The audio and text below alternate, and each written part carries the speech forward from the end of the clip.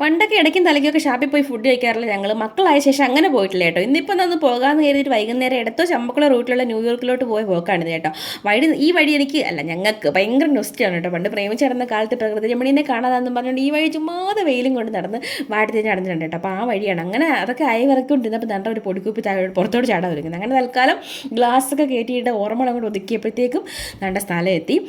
വല്ലാതെ പ്രായമായിരിക്കുന്നു ഈ ഷാപ്പിന് കേട്ടോ, പാവം. കാരണം ഒത്തിരി മോശമായിരുന്നു. നേരത്തെ അടിപൊളി ആ ഒരു ആംബിയൻസ് ആയിരുന്നു കേട്ടോ. ഇപ്പോൾ ഒത്തിരി പോയി. അങ്ങനെ ഓർഡർ ചെയ്ത ഫുഡ് നോക്കി കിച്ചാപ്പി ഇങ്ങനെ കാത്തിരുന്ന് താടി കൈയൊക്കെ കൊടുത്തിരുന്ന് പാവം എൻ്റെ കിച്ചാപ്പി കാത്തിരിക്കുക കേട്ടോ.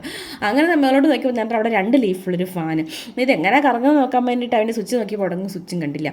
അങ്ങനെ പൊറോട്ട വന്നു, കപ്പ് വന്നു, ദോശ വന്നു, ചിക്കൻ വന്നു, പോർക്ക് വന്നു, ബീഫ് വന്നു, താറാവും വന്നു. അങ്ങനെ ഓർഡർ ചെയ്തവർക്കെല്ലാം കൊടുത്ത് നല്ല അടിപൊളിയായിട്ട് കഴിച്ചിട്ട് നല്ല ടേസ്റ്റാണ് കേട്ടോ ഫുഡ്. താറാവൊക്കെ അടിപൊളിയായിരുന്നു കേട്ടോ. താറാവും പോർക്കും ഞാൻ മിക്കവാറും കഴിക്കുന്നത് ഈ ഷാപ്പിൽ വരുമ്പോഴാണ്. അപ്പോൾ അത്രേ ഉള്ളൂ. Tata bye bye, see U.